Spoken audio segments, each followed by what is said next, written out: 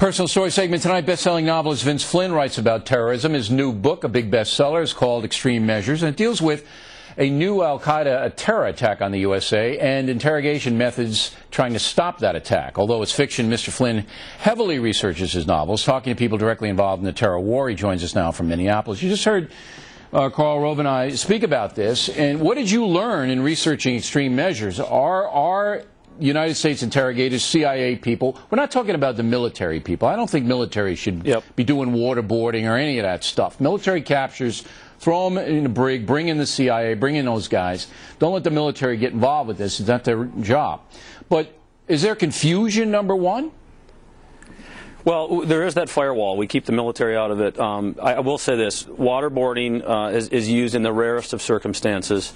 They're more likely to use sleep deprivation, manipulation of diet, heat and cold in the cell, stuff like that. And I did hear the Rove segment. We have allowed the far left in this country to define torture down to encompass everything. Right. That meaning if you don't let somebody sleep in 24 hours, that's torture. And when we've lost the debate. And so what the CIA did was, going back 3-4 years ago, they saw the writing on the wall. They saw what was going on with Senator Durbin and Senator Boxer, and they knew what was going to happen here. So they started outsourcing. They went back to that game of letting people stay in Egypt and Pakistan, and maybe a guy that we caught on the battlefield ended up with some drug lord in Afghanistan instead of coming back to Guantanamo, where things would be monitored more closely. All right, so the U.S. intelligence people themselves, they don't want to have anything to do with any of this because they fear they could be prosecuted if it got out. Their worst fear, Bill, is, they're living in suburban Washington, D.C. They've got kids just like the rest of us. Their worst fear is, and I've heard this from several of them, is that they're going to come and land on one of the CIA's planes back here, and when they hit the tarmac, the Justice Department's going to be waiting. Yeah, I mean, with Eric Holder there now, I think that fear has to be taken into consideration. I mean, you've got and that's the point of these segments with you and Mr. Rove. As an American, not a pundit, I don't feel very safe right now. All right, I think there's a lot of confusion in Washington in this transition. There's no definition. I think that you're absolutely right, even though your book's a novel. You've talked to these people. They don't want to have anything to do with it. They're fearful, they being the CIA interrogators and the other military guys that work out of the intel groups, not the soldiers themselves. There's a fear in our community which puts us on the defensive, not the offensive. Absolutely. Two points, Bill. One, this is horrible for morale.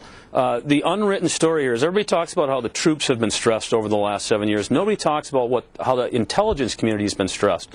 The top job in operations, which is now called the clandestine service, we've had 4 different heads of that in 7 years. These people are getting chewed up and spit out because they have very little support on Capitol Hill. The only silver lining I see is that President-elect Obama is the type of man that doesn't like to fail.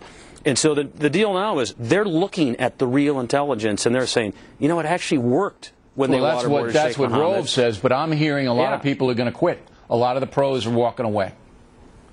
Well, that's always going to happen. The question is, do we have enough talent to rise up? And my worry is, over the last 7 years, the attrition rate has been so high, I'm not sure that the real risk takers are going to be there. Yeah. And so what we're going to be left with is, what happens when we catch somebody and they do know something, and we're on the verge of a Mumbai attack, which is not that difficult. They lawyer up, and the ACLU takes care of them. I'm not going to tell anybody what, because your book's a fun read, it's an interesting read. I'm not going to tell anybody how it comes out, but you deal directly with all of this controversy. It's a very timely novel, Extreme Measures. Vince, nice to see you again. Thank you. Directly ahead, President-elect Obama announces his national security team, including Hillary Clinton, as we said.